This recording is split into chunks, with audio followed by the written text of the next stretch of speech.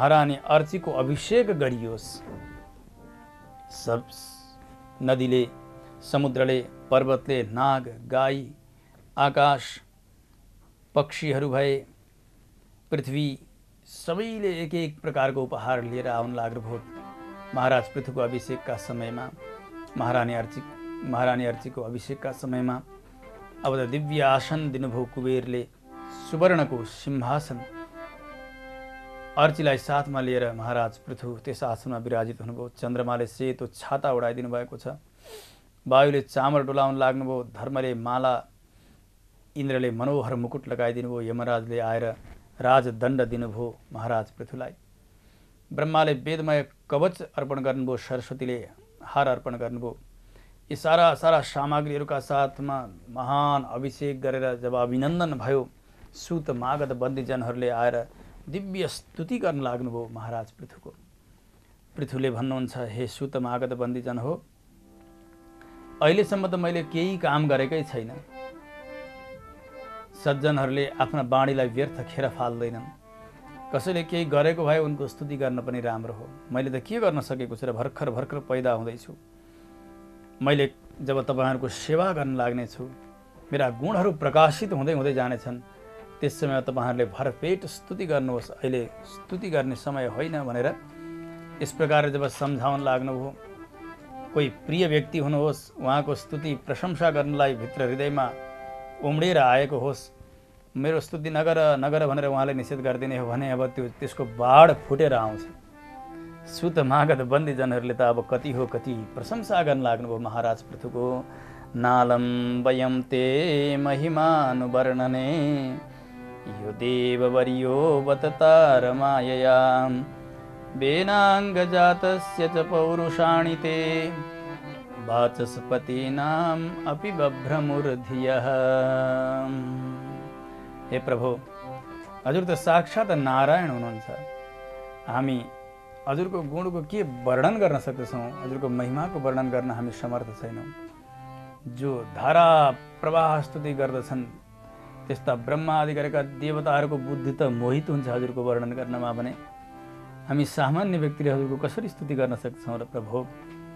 हजुर त धर्मधारीहरूमा सबैभन्दा श्रेष्ठ हुनुहुन्छ। सबैलाई धर्मको शिक्षा दिनेवाला, जो विपरीत मार्गमा लागेका छन् तिनीहरूलाई शासन गर्ने हजुर हुनुहुन्छ। हजुर जसरी सूर्य सबै प्राणीहरूका लागि समान हुनुहुन्छ, त्यसै गरी सम्पूर्ण भूत प्राणीहरूका लागि साझा समान हजुर हुनुहुन्छ। भूतानां करुणः सा शश्वत आर्तानां क्षितिवृत्तिमान। सम्पूर्ण भूत प्राणीहरूमाथि करुणाको वर्षा गर्ने, आत्तिएकाहरूका लागि पृथ्वी जस्तै आधार आश्रय बन्न सक्ने यस्ता हजुर हुनुहुन्छ। महाराज, तपाईँ दण्ड दिनु नपर्ने छ भने शत्रुलाई पनि दण्ड दिनुहुन्न र दण्ड दिनै पर्ने छ भने आफ्नै पुत्रलाई पनि दण्ड दिनेवाला यस्तो न्याय गर्ने राजा बन्नुहुनेछ। पिताले पुत्रहरूलाई जसरी पालन गर्दछन् त्यसै गरी सबैलाई लोकलाई रञ्जन गर्ने प्रकारका राजा हजुर बन्नुहुनेछ। आफ्ना व्रतमा अत्यन्त दृढ हुनुहुन्छ। सत्य सङ्कल्प छ हजुरको। ब्राह्मणका भक्त बन्नुहुनेछ, वृद्धहरूका सेवक बन्नुहुनेछ। शरणमा आएका भक्तहरूको रक्षा गर्नेवाला हजुर हुनुहुनेछ। दिन दुखीहरूलाई पनि रक्षा गर्ने, अरूलाई मान दिनेवाला हजुर हुनुहुनेछ।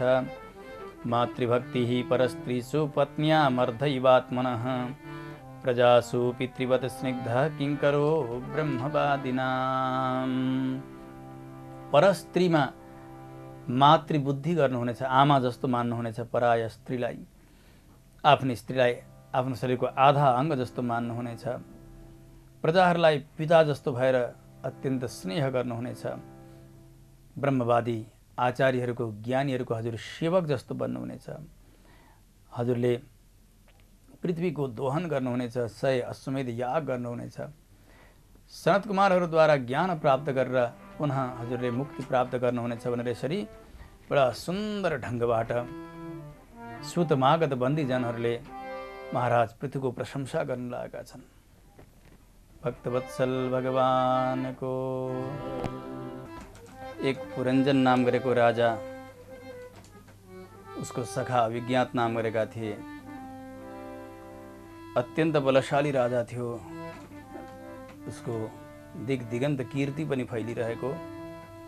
एक समय आफ्ना सखा अभिज्ञातलाई छोडेर ऊ योग्य स्थान बस्नका निमित्त खोज्दै खोज्दै हिँड्न लाग्यो।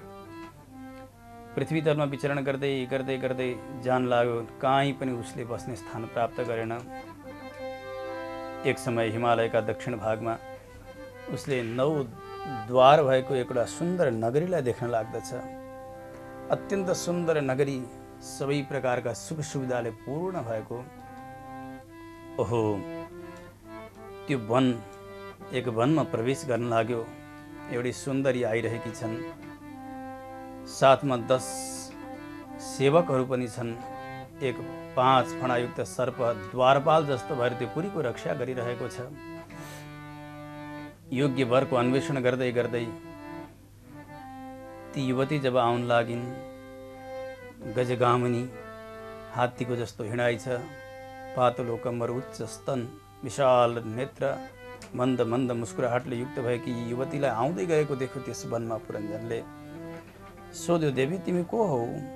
तुदङ्ग्रि कामाप्त समस्त कामम क्व पद्मकोशः पतितः कराग्रात्।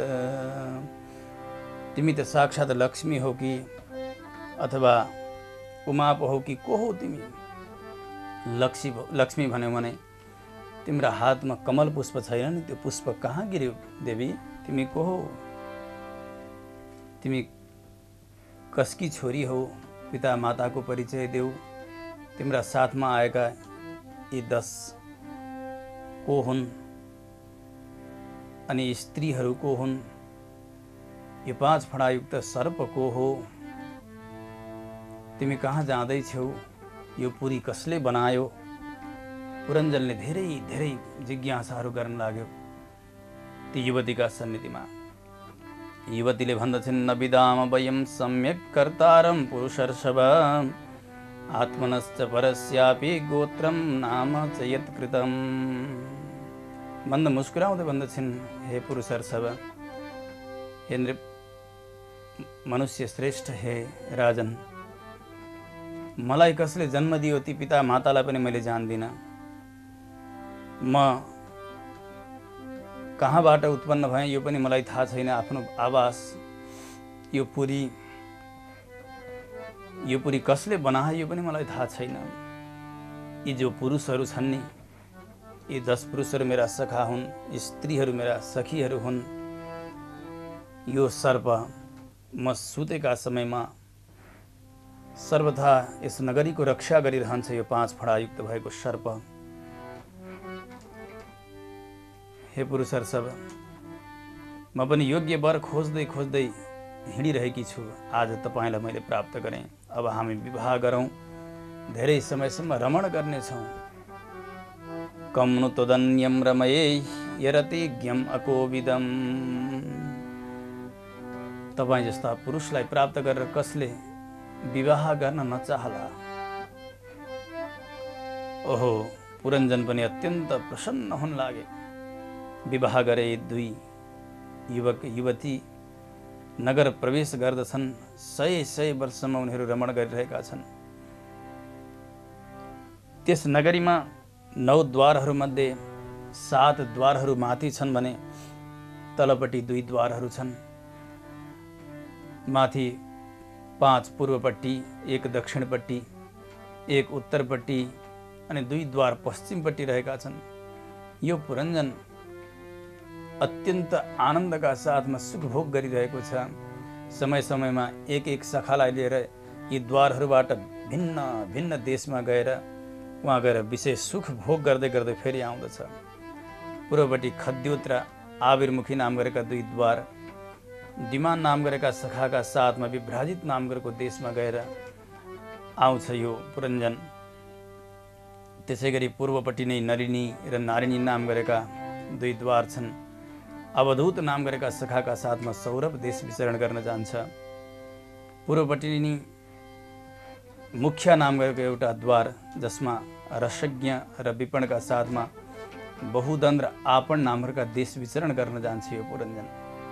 दक्षिणपट्टि पितृहु नाम गरेको द्वार, त्यसबाट श्रुतधर नाम गरेका सखाका साथमा दक्षिण पाञ्चाल देशमा विचरण गर्नका निमित्त जान्छ पुरञ्जन। उत्तरपट्टि देवहु नाम गरेको द्वार, त्यसबाट श्रुतधरकै साथमा उत्तर पाञ्चाल देश विचरण गर्नका लागि जान लाग्दछ। पश्चिमपट्टि आसुरी नाम गरेको द्वार,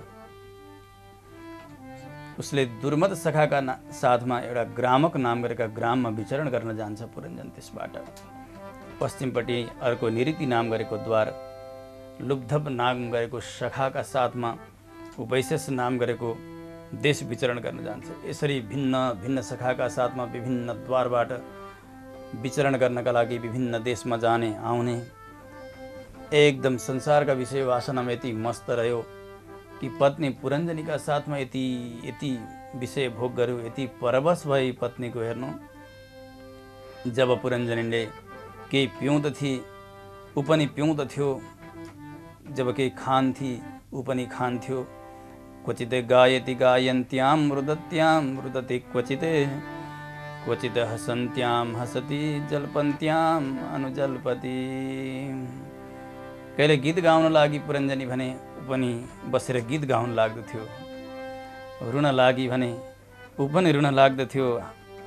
अब हाँस्न लागि भने ऊ पनि हाँस्दथ्यो, बोल्न लागि भने बोल्दथ्यो, सुत्न लागे सुत्दथ्यो, हिँड्न लागे हिँड्दथ्यो, दौडन लागिन् भने दौडन लाग्दथ्यो। केही कुरा सुन्न लागिन् पत्नीले भने ऊ पनि अत्यन्त ध्यान दिएर सुन्दथ्यो, केही सुन्न लागिन् भने ऊ पनि सुन्दथ्यो। यस प्रकारले एकदम पत्नी परवश भएर पुरञ्जनले दिन बिताइरहेको छ। एक समय पुरञ्जन मृगाटनका निमित्त निस्कन लाग्दछन्। विशाल धनु लिएका छन्, सुनको कवच लगाए 11 सेनापतिहरूका साथमा 5 घोडाले ज्योतिको दिव्य रथमा चढेर पञ्चप्रस्थ नाम गरेका वनमा प्रवेश गर्न लागे। आफ्नै पत्नीलाई केही नसोधिकन गएका छन् पुरञ्जन।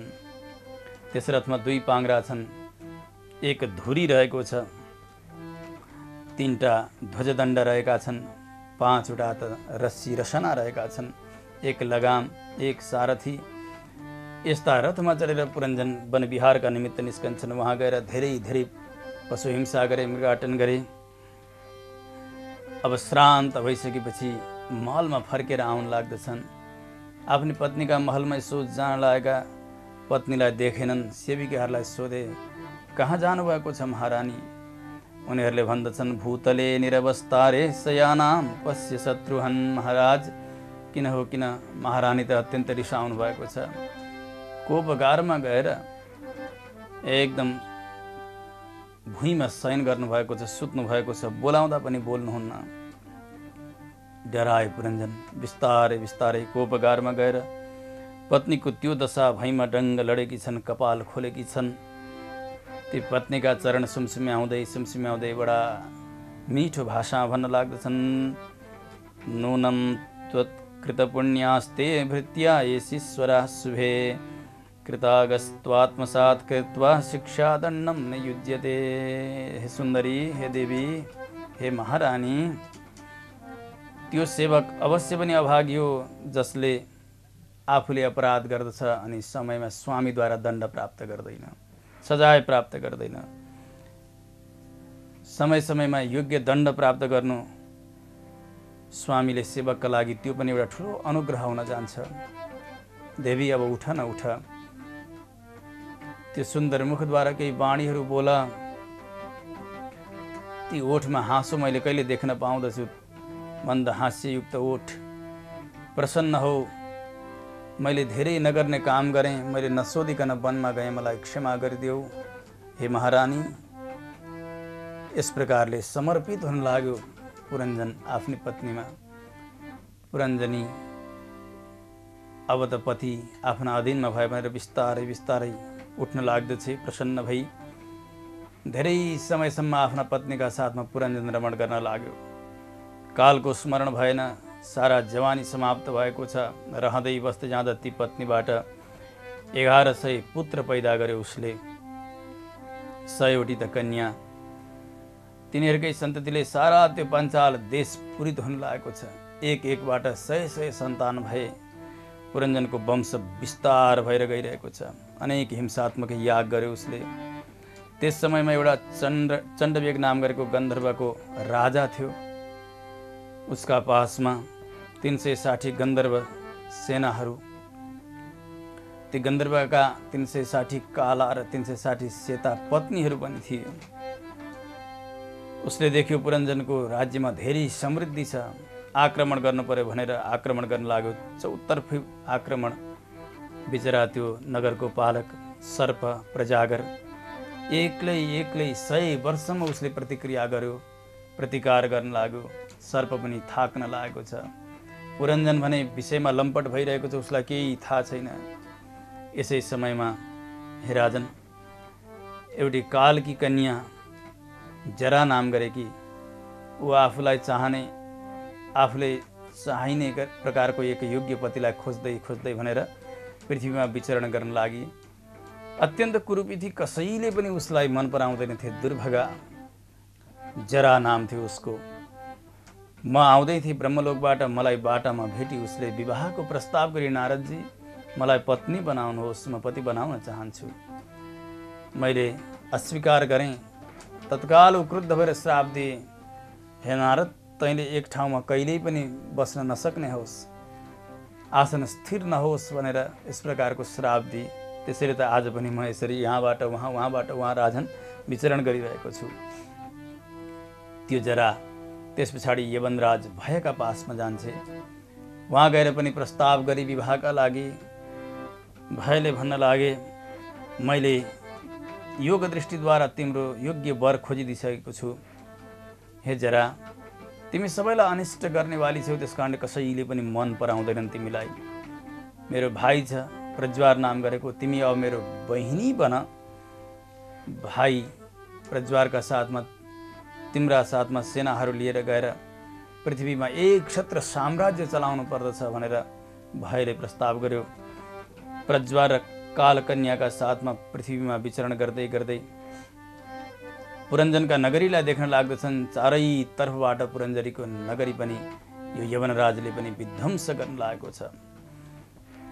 पुरञ्जन श्रीहीन हुँदै हुँदै गयो, विषयमा लम्पट भएर आफ्ना सन्ततिमा, आफ्ना पत्नीमा, शरीरमा हुरुक्क हुन लागेको छ।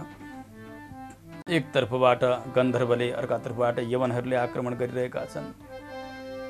त्यो प्रज्वारले पुरञ्जनको पुरीलाई चारैतर्फबाट आगो लगाइदिन लाग्यो। दन दन दन दन जल्न लाग्यो। बिचरो त्यो सर्प अत्यन्त अग्निले सन्तप्त हुन लाग्यो।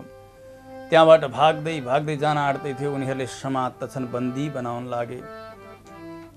अब त पुरञ्जन अत्यन्त बुद्धिहीन पनि भइरहेको छ। बाहिरको यो आपत्ति जानेर पत्नीको चिन्ता गर्न लाग्यो, आफ्ना सन्ततिहरूको पनि चिन्ता गर्न लाग्दछ। लोकान्तरम गतवती मय्यनाथा कुटुम्बिनी वर्तिष्यते कथम त्वेषा बालकान् अनुशोचति। अब त मेरो मृत्यु हुने भयो निश्चितै।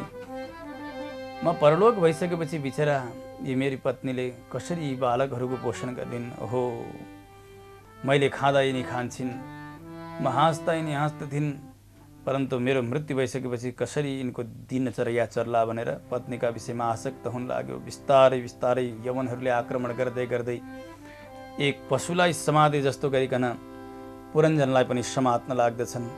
सर्प क्लेशले त्यहाँबाट भाग्यो। आपत्तिका समयमा पनि आफ्ना ती कहिल्यै नछोड्ने अभिज्ञात नाम गरेका सखालाई पुरञ्जनले सम्झेन। महाराज, एक पटक पनि आफ्ना सखाको स्मरण गरेन पुरञ्जनले। स्त्रीमा आसक्त हुँदै हुँदै प्राण त्याग गर्यो। दोस्रो जन्ममा पुरञ्जन विदर्भराजकी छोरीका रूपले जन्मियो वैदर्भी भएर।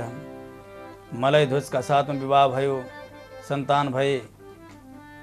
पुत्रलाई राज्य दिएर तपस्या गर्नका लागि वैदर्भीलाई पनि साथमा लिएर मलयध्वज जान लागे वनमा। कठोर तपस्या गरे, अन्तिममा प्राण त्याग गरे पतिको वियोगमा। यो पुरञ्जन दोस्रो जन्ममा जो वैदर्भी बनेको थियो, जोड जोडसँग रुन लागि वैदर्भी आफ्ना पतिको शव चितामा राखेर अग्नि दिएर त्यहाँ सती जान लागेका समयमा एक आत्मज्ञानी ब्राह्मण आएर च्याप्प वैदर्भीलाई समात्दै भन्न लाग्नुहुन्छ, कात्वं कस्यासि को वा यं शयानो यस्य शोचसि जानासि किं सखायं माम एनाग्रे विचचर्थः। देवी, तिमी को हो? तिमी आफूलाई जान्दछौ अनि तिमीले मलाई जानेकी छौ। तिमी कसका विषयमा शोक गरिरहेकी छौ अहिले, यसलाई तिमीले जानेकी छौ। तिम्रा पुराना सखा अभिज्ञात नाम गरेको सखालाई तिमीले जानेकी छौ। त्यो सखा भनेको मै हुँ। कहिल्यै पनि कुनै पनि आपत्तिका समय तिमीले मलाई सम्झेनौ अघि आज आफ्नै तिरस्कार किन गर्दछौ? तिमी त हुनै पुरञ्जन हौ भनेर सारा इतिहास ती ब्राह्मणका वेशमा आएका भगवानले बताउनु भयो। महाराज त्यस पछाडि बोध भयो त्यो पुरञ्जनलाई आफूले गरेका कुकृत्यतर्फ र यो कर्मले कहिल्यै पनि उन्नति हुने रहेछ। केवल कर्मकाण्डले आत्मकल्याण नहुने रहेछ। यसका लागि अरू नै उपाय गर्नुपर्छ भन्ने कुरा उसलाई थाहा भयो। प्राचीनवर्यले जब यो अत्यन्त क्लिष्ट अध्यात्मले युक्त भएको कथा श्रवण गर्न लाग्नुभयो, केही सम्झनु भएन। नारदजीलाई सोध्नुहुन्छ, प्रभु भगवंस्ते वचोस्माभिर्न सम्यक् अवगम्यते कवयस्तद्विजानन्ति न वयं कर्म मोहिताः। कविहरूले ज्ञानीहरूले त यो कथा सम्झनुहोला, बुझ्नुहोला नारदजी, परन्तु हामी जस्ता कर्मले मोहित भएका सामान्य जनले हजुरले बताएको कथा सम्झन सकेनौँ। नारदजीले तात्पर्य सम्झाउनु भयो, महाराज त्यो पुरञ्जन भनेको कोही एक राजा नभएर यो मानव देहमा आएको जीवात्मा छ नि, त्यो जीवात्मा नै पुरञ्जन हो भनेर जान्नुहोस्। उसको कहिल्यै नछोड्ने, उसलाई त्यस्ता सखा अभिज्ञात साक्षात् परमात्मा हुनुहुन्छ भनेर जान्नुहोस्। नरक गएका समयमा पनि परमात्माले जीवलाई त्याग्नुहुन्न। जति आपत्ति पर्दा पनि जीवले परमात्मालाई सम्झदैन, परन्तु परमात्मा उसको सत्ताका रक्षाका निमित्त जहाँ कहीँ पनि सवारी हुनुहुन्छ। बुद्धिम तु प्रमदाम विद्यान ममाहमिति यत्कृतम। पुरञ्जनी भनेको साक्षात् बुद्धि हो भनेर जान्नुहोस्। कुबुद्धि यो शरीर नै 9 द्वारले युक्त भएको नगरी हो भनेर जान्नुहोस्। बुद्धिका आश्रयले विषय भोग गर्दछ जीवात्माले। 10 इन्द्रियहरू नै ती पुरञ्जनीका 10 मित्रहरू हुन्। त्यसका वृत्तिहरू नै सखीहरू हुन्। 5 प्राण नै 5 फणा भएको सर्प हो भनेर जान्नुहोस्। मन नै त्यो महाबली योद्धा हो। शब्द आदि गरेका 5 विषयहरू नै पञ्चाल देश हुन्। 9 द्वार मध्ये पूर्वमा 2 आँखा, 2 नाक अनि 1 मुख 5। त्यसै गरिकन दक्षिणपट्टि रहेको दाहिने कान, उत्तरपट्टि रहेको बायाँ कान अनि पश्चिमपट्टिका 2 द्वार भनेका मलद्वार र मूत्रद्वार। यसरी 9 द्वारले युक्त भएको यो शरीर हो भनेर जान्नुहोस्। त्यहाँ शरीरमा रहेर त्यो बुद्धिका साथमा जीवात्माले अनेक प्रकारका विषयको भोग गरिरहन्छ। यी इन्द्रियहरू, एक इन्द्रियहरू, यी एक द्वारहरू त्यो जीवात्मालाई विषय भोग गर्न जानका लागि मार्ग हुन् भनेर जान्नु पर्दछ। महाराज यो शरीर नै रथ हो। 5 ज्ञानेन्द्रिय नै 5 घोडा हुन् भनेर जान्नु पर्दछ। पुण्य र पाप 2 त्यस रथका पाङ्ग्रा। 3 ध्वजा भनेका 3 गुण, सत्व रज र तम, यी 3 गुण।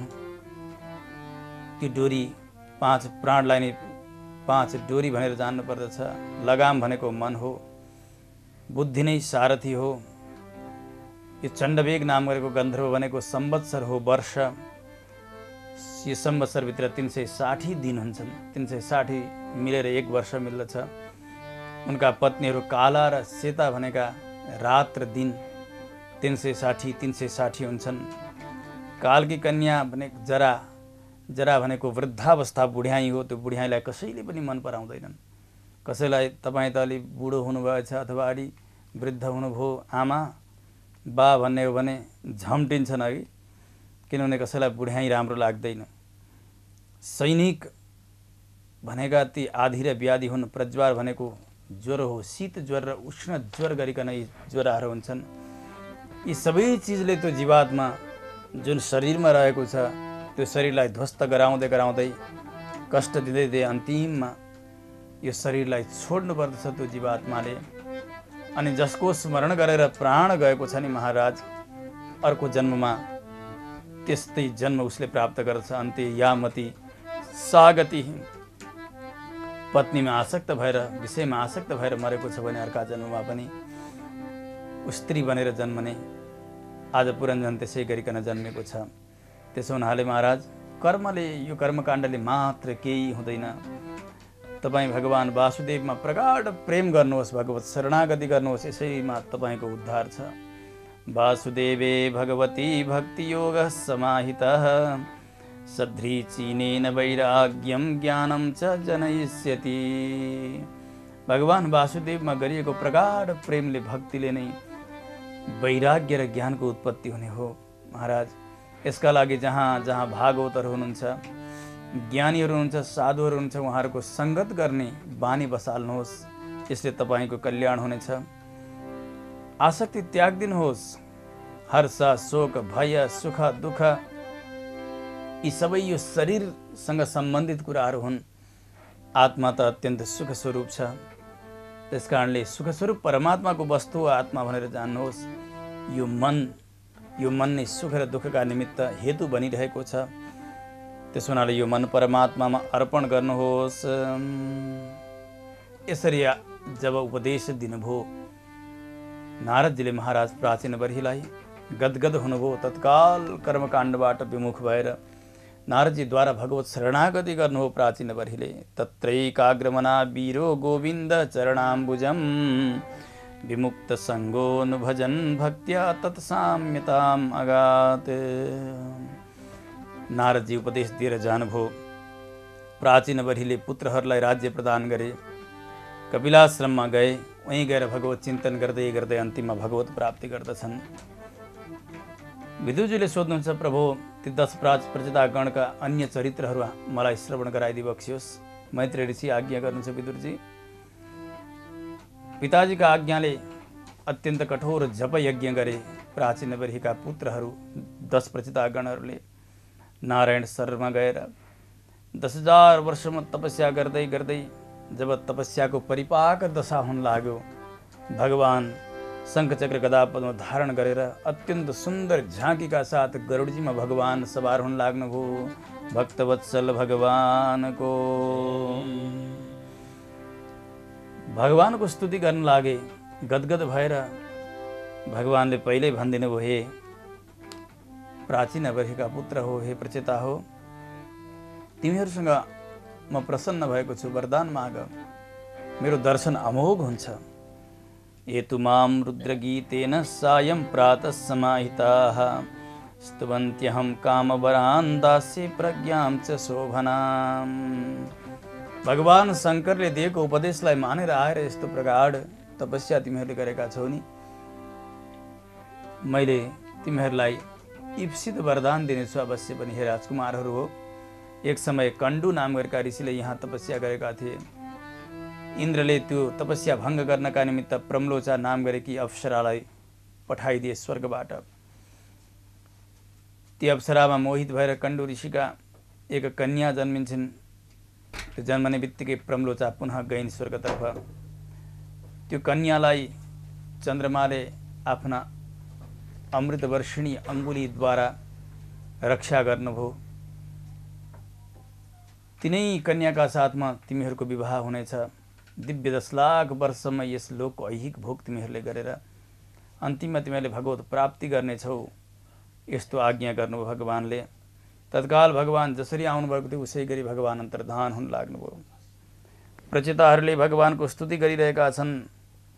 भगवानलाई भन्दछन्, हे प्रभु नमो नमः क्लेश विनाशनाय निरूपितोद्धार गुणाह्वयाय मनोवचो वेग पुरोजवाय सर्वार्क्षमार्गैरगताध्वने नमः।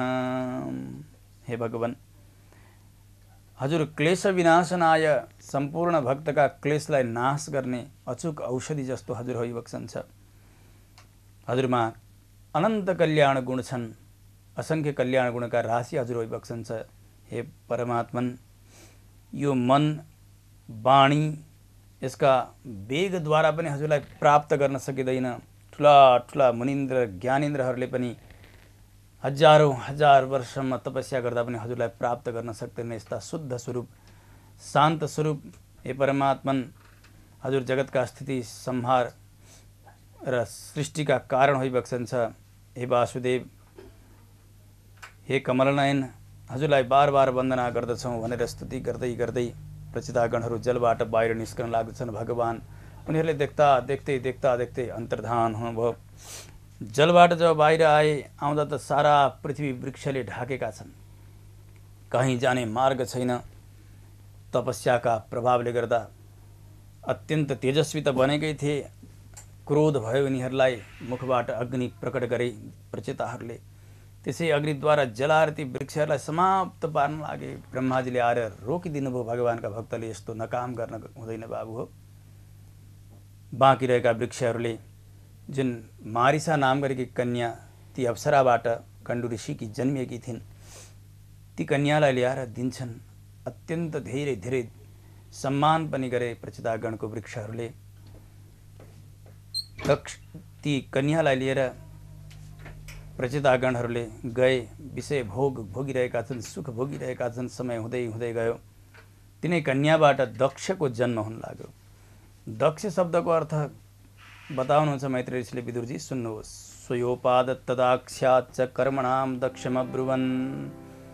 आफ्ना कर्ममा दक्ष अत्यन्त सबल थिए, सफल थिए, त्यसकारणले दक्ष उनको नाम हुन गयो। प्रचिताहरूले 10 लाख वर्षसम्म पत्नी मारिसाका साथ विषय भोग गरे। दक्ष पनि बढिरहेका छन्। अब त भगवानले बताउनु भएको त्यो समय आयो।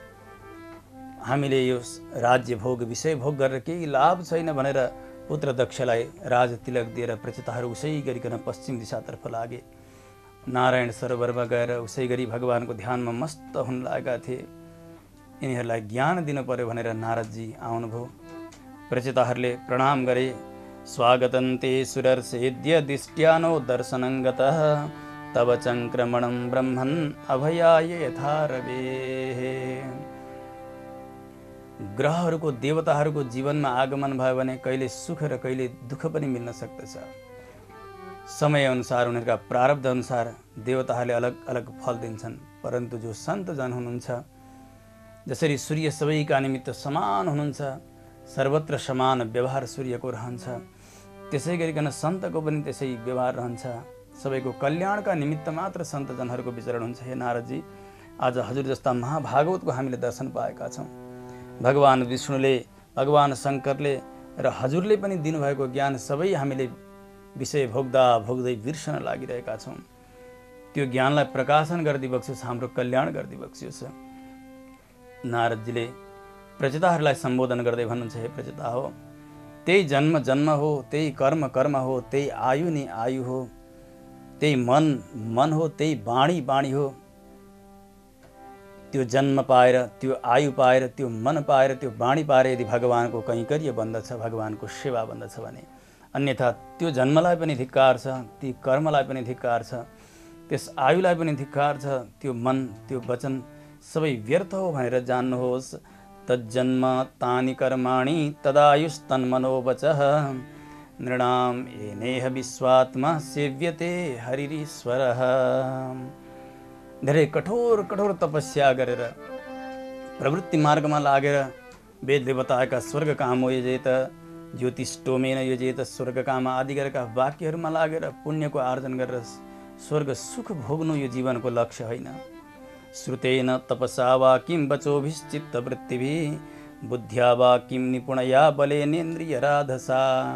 शरीरमा बल आएको छ, इन्द्रियमा बल आएको छ, धेरै सुनेको छ, धेरै जानेको छ, तापनि भगवानमा कति रति छैन भने, प्रेम छैन भने त्यो ज्ञानले केही काम दिँदैन, त्यो बलले केही काम दिँदैन। वेदले पनि भन्दछन्, उपनिषदहरूले भन्दछन्, नायमात्मा प्रवचनेन लभ्यः न मेधया न बहुना श्रुतेन यमैवैष वृणुते तेन लभ्यः तस्यैषात्मा विवृणुते तनुं स्वाम्। उपनिषदको घोष छ, नायमात्मा प्रवचनेन लभ्य। केवल धेरै प्रवचन गर्नाले परमात्मा प्राप्ति हुने होइन। न मेधया, बुद्धि धेरै छ भन्दैमा भगवत प्राप्ति हुने होइन। प्रचेता हो, धेरै ज्ञान छ भन्दैमा भगवत प्राप्ति हुने होइन, धेरै जानेर हुने होइन। परन्तु जस जीवात्मा प्रति भगवानको कृपा छ, जसलाई अपनाउनु भएको छ भगवानले, जसमाथि दया दृष्टि छ भगवानको, त्यही जीवात्माले नि परमात्मालाई प्राप्त गर्ने हो। यमे वैश वृणुते तेन लभ्य, जुन जीवलाई परमात्माले वर्ण गर्नुहुन्छ, कृपा गर्नुहुन्छ, त्यही जीवले परमात्मालाई प्राप्त गर्ने हो। त्यसो हुनाले भगवान मुखोल्लासका निमित्त गरिनुपर्दछ सम्पूर्ण कार्यहरू, भगवत सेवाका निमित्त गरिनुपर्दछ। भगवान सम्पूर्ण देवताका मूल हुनुहुन्छ। जगत जसले बनाउनु भयो, जगत जसमा टिकेको छ, जगत जसमा लीन हुन्छ, त्यस्ता परमात्मा श्रीहरि नै सबै देवताका मूल हुनुहुन्छ। जसरी एक वृक्षका पातहरू ओइलाउन लागे, शाखाहरू ओइलाउन लागे, फूल झर्न लाग्यो, फल ओइलाउन लाग्यो भने शाखामा, पातमा, फूलमा, फलमा जल लगेर खन्याएर सेचन गरेर त्यो वृक्ष टिक्दैन, त्यो वृक्ष हरियो बन्दैन। त्यसका निमित्त जल लगेर जडमै जरामै सेचन गर्नुपर्दछ। जरामा गरिएको सेचनले सारा वृक्ष हरियो बन्दछ। शाखामा, पातमा, त्यसै गरी फलमा, फूलमा सर्वत्र पुनः चेतना बढ्दै बढ्दै जान्छ। यसै गरी देवताका मूल भगवान नारायण हुनुभएको हुनाले भगवान नारायणको आराधना गरिसकेपछि पुनः अलग अलग देवतालाई इष्टदेव बनाएर आराधना गरिरहनु आवश्यकता छैन। नारदजीले सम्झाउँदै भन्नुभयो, यथा तरोर मूल निषेचनेन तृप्यन्ति तत्स्कन्द भुजोपशाखाः प्राणोपहाराच्च यथेन्द्रियाणां तथैव सर्वार्हणमच्युतेज्या। हे प्रचेता हो, हामीले दिएको जो भोजन छ नि, यो भोजन नगरेका व्यक्तिलाई, भोकाएका व्यक्तिलाई शरीरमा सबै प्रकारका कष्टहरूले सताउन लाग्दछन्। इन्द्रियहरूले काम गर्दैनन्। ज्यादा भोक लाग्यो भने आँखाले देख्न छोड्दछ, कानले सुन्न छोड्दछ, हात गोडा गल्दछन्। परन्तु यो आँखाले देखेन भनेर भोजनको डल्लो आँखामा लगाउनाले त्यो आँखाले देख्न सक्दैन। हातले काम गरेन भनेर भोजनको डल्लो हातमा बोकेर त्यो हातले काम गर्न सक्दैन। त्यसका निमित्त प्राणलाई आहुति दिनुपर्दछ, भोजन गर्नुपर्दछ। प्राणलाई दिएको आहुतिले नै सारा शरीरमा शक्तिको सञ्चार हुन लाग्दछ, शरीरले काम गर्दछ। जसरी यसै गरी सबै देवताका मूल भनेका भगवान अच्युत हुनुहुन्छ, भगवान श्रीहरि हुनुहुन्छ। उहाँकै आराधना गर्नुपर्दछ। यथैव सूर्यात् प्रभवन्ति वारः पुनश्च तस्मिन् प्रविशन्ति काले भूतानि भूमौ स्थिरजङ्गमानि तथा हरौ एव गुणप्रवाह। बाबु हो, सूर्यले ग्रीष्म ऋतुमा आफ्ना किरणहरूद्वारा समस्त जललाई संग्रह गरेर राख्नुहुन्छ। समय भएपछि वर्षायाममा त्यो जललाई वर्षा गर्नुहुन्छ। जसरी यसै गरी सारा जगतलाई प्रलयकालीन समयमा भगवानले समेटेर राख्नुहुन्छ। समय आएपछि भगवानले बिस्तारै बिस्तारै जगतको सृष्टि गर्नुहुन्छ। यसो हुनाले भगवान नै जगतका मूल हुनुहुन्छ, जगतका कारण हुनुहुन्छ। उहाँका सन्तुष्टिका निमित्त, उहाँको प्रसन्नताका निमित्त हाम्रो जीवन बन्नुपर्दछ। बाबु हो, नारदजीले सम्झाउँदै भन्नुभयो, हे प्रचेतागण हो, भगवानलाई प्रसन्न गराउनका निमित्त धेरै प्रयासको आवश्यकता छैन। केवल 3 विषयलाई सम्झनु पर्दछ। सूत्रात्मक रूपमा भगवानलाई प्रसन्न गराउने विधि बताउनु भयो नारदजीले प्रचेतागणहरूका सन्निधिमा। 3 प्रक्रिया छन् भगवानलाई चाँडै प्रसन्न गराउनका निमित्त। सुन, दया सर्वभूतेषु सन्तुष्ट्या येन केन वा सर्वेन्द्रियोपशान्त्या च तुष्यत्या सुजनार्दनः। जनार्दनः आशु तुष्यति। भगवान जनार्दन चाँडै प्रसन्न हुनुहुन्छ। त्यसका लागि पहिले त दया सर्वभूतेषु, यो प्रथम सोपान हो भगवानलाई प्रसन्न गराउनका निमित्त। सम्पूर्ण भूत प्राणीमा भगवानको वास छ भनेर सबैमा दयाको वर्षा गर्नुपर्दछ। आफ्ना स्वार्थका निमित्त कसैको प्राण लिन हुँदैन। जीवको प्राण पनि लिँदै गर्ने, प्राणीको प्राण पनि लिँदै गर्ने, भगवानलाई पनि प्रसन्न पनि गराउँदै गर्छु भन्ने यस प्रकारको मूर्ख्याई व्यक्तिले गर्न हुँदैन। किनभने सम्पूर्ण चेतन, सम्पूर्ण प्राणी भगवानका अधीन हुन्, भगवानका वस्तु हुन्। उनीहरूलाई भएको कष्ट परमात्मालाई नै कष्ट मिल्दछ। त्यसो हुनाले हिंसा नगर्ने यो पहिलो सूत्र हो भगवानलाई प्रसन्न गराउनका निमित्त। अर्को एक हो कि प्रारब्धवसात मिलेको सुख दुःख जे मिल्दछ त्यसैमा सन्तुष्ट हुन सिक्नु पर्दछ व्यक्तिले। र तेस्रो हो सर्वेन्द्रियोपशान्त्या च, सम्पूर्ण इन्द्रियहरू जो विषयतर्फ लागिरहेका छन् तिनीहरूलाई भगवत कहीँकैतर्फ उन्मुख गराइदिने यो मन कसैको चिन्तन नगरिकन सक्दैन, न दौडिकन सक्दैन। यो मनलाई परमात्माको चिन्तनका निमित्त लगाउने एक उदाहरणद्वारा बताउन लाग्नुहुन्छ। हाम्रो आचार्यले बताउनुहुन्थ्यो कि यो मन एउटा मसान हो, मसान। यो मनलाई समय समयमा काम दिन सकिएन भने यो मसान खेलाउनेलाई जसरी मसानले सताउँदछ त्यही दशा हुन्छ भनेर। एक सज्जन थिए, गुरुमा प्रेम थियो, परन्तु उनले सुन्न लाग्यो हो मसान खेलाउने हो भने धेरै काम गर्न सकिन्छ अरे। धेरै खेती थियो, काम धेरै थियो। गुरुका पास पुगे उनी, गएर गुरुसँग अनुमति माग्दछन् यो मसान साध्नका लागि अनुमति दिनुहोस्। परन्तु गुरु त वास्तविक गुरु हुन्थ्यो। उहाँले भन्नुभयो बाबु यसरी अरू उपायान्तर गर्न हुँदैन। भगवत शरणागत चेतनले भगवानमै भर पर्नु पर्दछ। हठ गर्यो उसले, गुरुको आज्ञा नमानेर आएर मसान साध्नका निमित्त मसान खेलाउनेका साथमा गएर प्रयास गर्न लाग्यो। समय भयो, मसानले दर्शन पनि दियो। रात्रिका समयमा मसानलाई लिएर आए उनले। शर्त हुन लाग्यो कि हजारौं बिघा जमिन छ, यो सब जोत खन गरेर खेती लगाउन पर्ने। मसानले भन्यो यो सबै काम म गर्दछु, तर यो काम सकिए पछाडि फेरि म निकम्मा बने भने मलाई काम मिलेन भने तँलाई नै खाइदिन्छु। सज्जनले विचार गरे यत्रो काम छ कहाँ आज सकिएला र, यो काम सकिँदा सकिँदा फेरि अर्को काम आइलाग्दछ। शर्त भयो, सुरु भयो काम। रातभरमा उज्यालो नभइकन मसानले सम्पूर्ण खेती जोतखन गरेर रोपाई पनि सिद्ध्यायो। उज्यालो नभइकन सज्जनलाई आएर भन्नु लाग्यो अब काम दे, होइन भने तँलाई खान्छु। सज्जन त डराए, मसानसँग क्षमा माग्दछन्, ठिक छ मैले काम दिन सकिनँ भने भोलि मलाई खाने। रात कट्यो, उज्यालो नभइकन पुनः आफ्ना गुरुका पासमा पुगे सज्जन। रुँदै कराउँदै पुगे। गुरुले भन्नुभयो नगर्ने काम गरेपछि यस्तै हुन्छ, अब मसानले तँलाई खान्छ, यो उपायान्तर गर्न हुँदैन। भगवत शरणागत चेतनले गुरुका पाउमा परेर रोइरहेको छ। दया आयो। गुरुले भन्नुभयो एउटा उपाय छ, तँ गएर त्यो उपाय गर्नु। त्यो खेतका बीचमा एक बाँस गाडिदिनु, ठुलो मियो जस्तो बनाएर, माथि तेलको बर्तन झुन्डाइदिनु, अलिकति छिद्र बनाएर। त्यो मसान आउँछ, काम दे भन्छ, तैँले भनिदिनु त्यो बाँसमा तलबाट माथि चढ्नु, माथिबाट तल आउनु, यो काम जहिले सकिन्छ त्यस दिन मलाई खानु भनेर। गुरुको बुद्धि त राम्रै थियो। आएर यसै गरिकन बाँस गाडे सज्जनले, तेलको भाँडो झुन्डाए। रात्रि भयो, मसान आयो, उनले उसै गरी काम दिए। मसान तलबाट माथि चढ्न लागेको छ, माथिबाट तलबाट माथि पुग्नै सकेन उसले। रात बित्न लाग्यो, हैरान हुन लाग्यो। अन्तिममा भन्यो भयो यसरी काम सकेर तँलाई खानुभन्दा म जान्छु भनेर।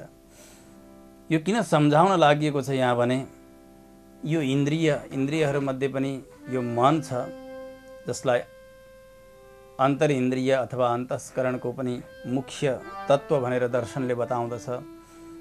यो मन ठिकठाकसँग परमात्मामा लागिरहने हो भने यसले संसारका विषय भोग नगरेर परमात्माको चिन्तनमा लगाइदिने हो भने यसैद्वारा जीवको कल्याण छ। यो मन भनेको मसान जस्तो हो। त्यो बाँस जस्ता परमात्मालाई बनाएर भगवानका स्निग्ध गुण सौशील्य, सौलभ्य, साम्य, स्थैर्य, धैर्य, शौर्य, पराक्रम, सत्यकाम, सत्य सङ्कल्प, कृतित्व, कृतज्ञता आदि असङ्ख्य कल्याण गुणका चिन्तनमा यो मनलाई लगाइदिने हो भने भगवानका चरणबाट किरीटबाट चरण पर्यन्त बार बार चिन्तन गर्न लगाइदिने हो भने यसैले नै भगवान प्रसन्न हुनुहुन्छ। यो नै साधनाको उपल्लो दशा हो भनेर 3 सूत्र बताउनुभयो नारदजीले प्रचितागणहरूलाई। सम्पूर्ण भूत प्राणीमा दया, प्रारब्धवसाद मिलेको सुख दुःखमा सन्तुष्टि लिने र इन्द्रियहरूलाई भगवानको सेवातर्फ उन्मुख गराउने। यसैले नै भगवान चाँडै प्रसन्न हुनुहुन्छ। यसरी सम्झाएर नारदजी प्रचेतागणहरूबाट विदा भएर जान लाग्नुभयो। प्रचेताहरूले पनि नारदजीको सेवा गरे। अब त प्रचेताहरू पनि अन्तिममा भगवत चिन्तन गर्दै गर्दै भगवत धाम प्राप्त गर्दछन्। सुखदेव स्वामीजी आज्ञा गर्नुहुन्छ, राजन यो आख्यान मैत्रेय ऋषिले हरिद्वार क्षेत्रमा विदुरजीलाई सुनाउनुभयो। विदुरजी पनि प्रसन्न हुनुभयो, आफ्ना जिज्ञासाहरू सबै शान्त भए। मैत्रेय ऋषिलाई प्रणाम गरेर विदा भएर अब हस्तिनापुरतर्फको यात्रा गर्न लाग्नुभयो विदुरजीले। राजाले सोध्नुहुन्छ, हे प्रभु, महाराज स्वयम्भू मनुका पुत्र प्रियव्रत जो परम भागवत हुनुहुन्थ्यो, भगवानकै चिन्तनमा मस्त रहने, उहाँले पनि फेरि गृहस्थाश्रममा प्रवेश गर्नुभयो भनेर हजुरले आज्ञा गर्नुभयो। यो कसरी सम्भव छ प्रभु? प्रियव्रतो भागवत आत्मा रामः कथं मुने गृहे रमतयन्मूलः कर्मबन्ध पराभवः। यो गृहस्थाश्रम भनेको त कर्ममा बाँधिएर व्यक्तिले आफ्नो आत्मस्वरूपलाई पनि बिर्सन्छ, स्वस्वरूपकै विस्मृति हुन्छ। त्यस्ता महाभागवत कसरी पुनः यो जन्जालमा फस्नुभयो? त्यस्ता मुक्त सङ्घ पुरुषहरूले पनि गृहासक्त बन्ने हो भने सामान्य चेतनहरू कसरी आत्मकल्याण गर्दछन् प्रभु? मलाई त ठुलो आश्चर्य भएको छ। शान्त गरिदिई बक्सियोस् यो जिज्ञासालाई। सुखदेव स्वामीजी भन्नुहुन्छ, बाढमुक्तं भगवत उत्तम श्लोकस्य श्रीमच्चरणारविन्दमकरन्दरस आवेशितचेतसः भागवत परमहंसदैतकथां किञ्चिदन्तराय विहतां स्वां शिवतमां पदवीं न प्रायेण हिन्वन्ति। महाराज, अत्यन्त सुन्दर प्रश्न गर्नुभयो तपाईँले लोकहितका लागि, जसले गर्दा मैले भगवान उत्तम श्लोक नारायणका भक्तको चरित्रको गान गर्न पाउने भएँ। भगवानका भक्तले कहिल्यै भगवत चिन्तनदेखि विमुक्त हुनु हुँदैन। प्रियव्रत पनि यस्तै हुनुहुन्थ्यो, परम भागवत। पहिले पहिले पितामहरुले आज्ञा दिनुभयो, बाबु भगवानको आज्ञा छ, तिमीले जगतको सृष्टि गर्नुपर्नेछ, जगतमा सृष्टिलाई बढाउनु पर्नेछ, भगवानको कैंकर्य हो यो। परन्तु प्रियव्रतले जवाफ दिनुभयो, पिताजी मलाई त यो गृहस्थाश्रममा प्रवेश गर्न छैन, केवल प्रभु भजन गरेर बस्दछु। चिन्ता भयो स्वयम्भू मनलाई। पिता ब्रह्मालाई पुकार्नुभयो। ब्रह्माजीलाई पनि यो प्रपञ्च विस्तारको सदैव चिन्ता नै रहिरहन्थ्यो। मरीचि आदि गरेका साथमा ब्रह्मलोकबाट ब्रह्माजी आउनुभयो। आएर सम्झाउँदै भन्नुहुन्छ, बाबु सुन, यो संसारको सुख भोग गर्दै गर्दै भगवानका आज्ञालाई पालन गर्दै गर्दै जगतलाई विस्तार गर्नुपर्दछ, सृष्टि गर्नुपर्दछ। यो पनि भगवानको कैंकर्य हुन सक्दछ। निबोधता तेदमृतं ब्रवीमि मा सूयितुं देवमर्हस्य प्रमेयम् वयं भवस्ते तत एष महर्षिर् वहाम सर्वे विवसा यस्य दिष्टम्। म भएँ शंकर, इन्द्र, वरुण, कुबेर आदि गरेका सारा देवताहरू भगवानकै आज्ञालाई सिरोपर गरेर चल्दछौँ। यसमै कल्याण छ। तिमीले पनि स्वीकार गर्नुपर्छ, गृहस्थाश्रममा प्रवेश गर। ब्रह्माजीले सम्झाइसकेपछि शिर निहुराएर स्वीकार गर्नुभयो ब्रह्माजीको आज्ञालाई प्रियव्रतले। अब त मनुले प्रियव्रतलाई राज्य दिनुभयो। प्रजापति विश्वकर्माकी कन्या थिइन्, बर्हिष्मती नाम गरेकी, उनका साथमा विवाह गर्नुभयो प्रियव्रतले। आग्निद्र आदि गरेका 10 पुत्र हुन्छन्। आग्निद्र, इद्म, जिह्व, यज्ञबाहु, महावीर, हिरण्यरेत, घृतपृष्ठ, सवन, मेधातिथि, बीतिहोत्र र कवि नाम गरेका 10 पुत्र भए। महाराज प्रियव्रतकै समान शील गुण भएका यिनीहरू भए।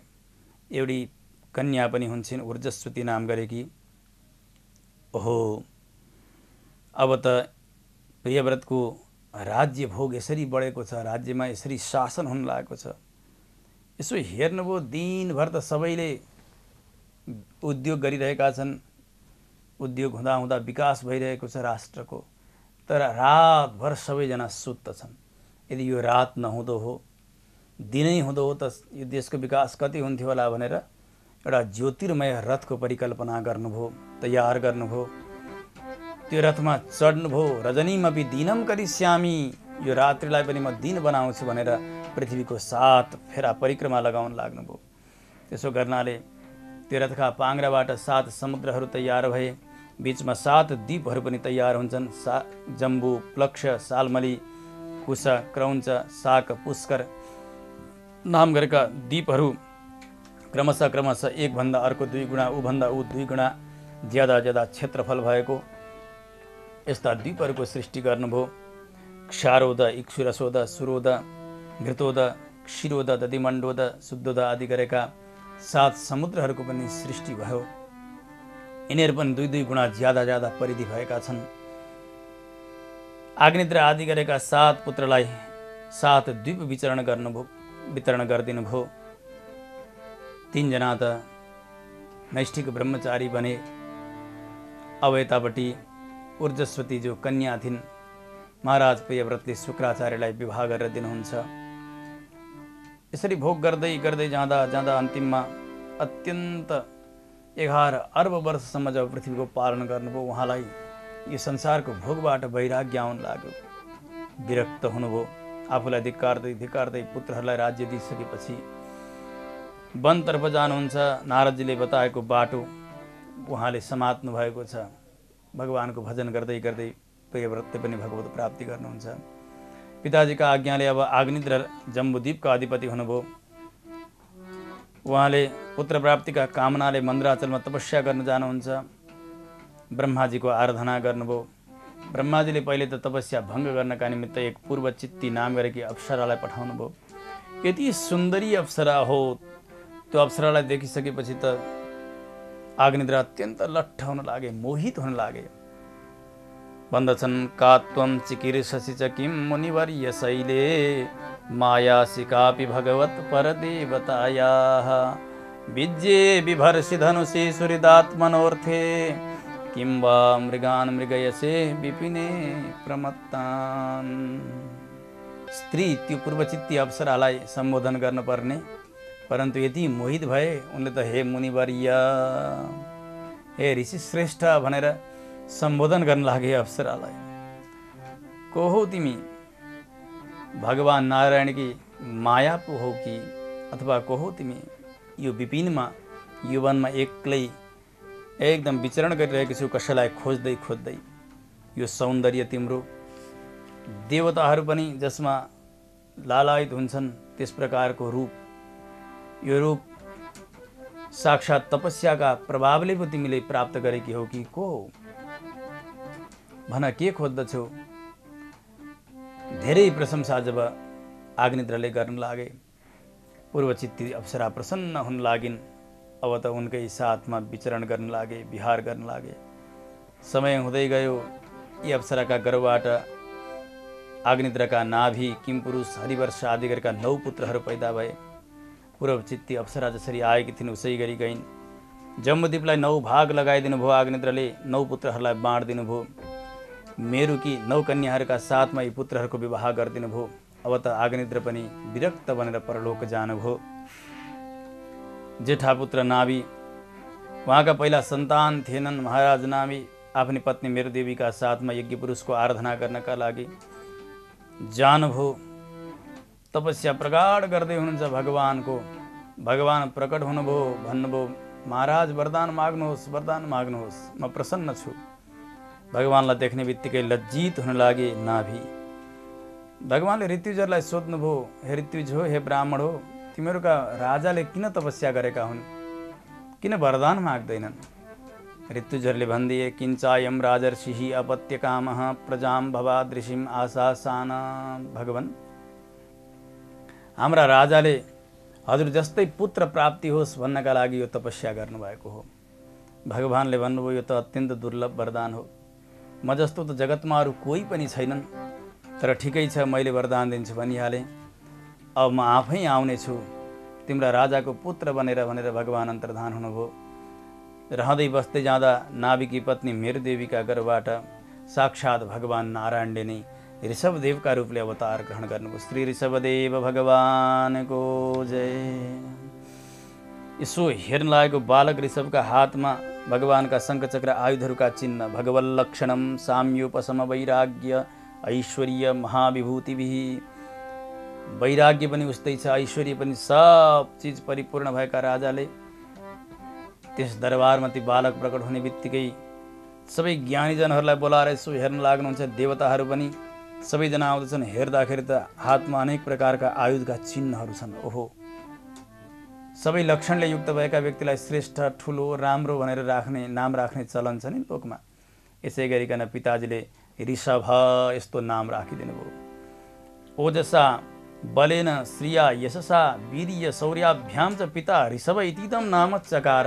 राजन, त्यो बललाई देखेर, ऋषभदेव भगवान भएको श्रीलाई देखेर, यशलाई देखेर पिताले ऋषभ नाम राख्नु भएको थियो। यति बल थियो एक समयमा इन्द्रले वर्षा गरेनन्। आफ्ना योग बलले ऋषभदेव भगवानले सारा भूमिमा वर्षा गराइदिनु भयो। इन्द्र पनि पराजित हुन लागे। नाभि प्रसन्न हुनुभयो। ऋषभदेव भगवानलाई राज्यमा स्थापन गरेर मेरु देवीका साथमा बदरिकाश्रमतर्फ जानुभयो। भगवानको कठोर आराधना गर्दै गर्दै अन्तिममा भगवत प्राप्ति गर्नुहुन्छ नाभिले। ऋषभदेव केही समयसम्म गुरुकुलमा बास गर्नुभयो। इन्द्रकी छोरी जयन्तीका साथमा विवाह गर्नुहुन्छ। 100 भाइ पुत्रहरू उत्पन्न गर्नुभयो ऋषभदेवले जयन्तीका गर्भबाट। 100 मध्ये जेठा हुनुहुन्थ्यो भरत।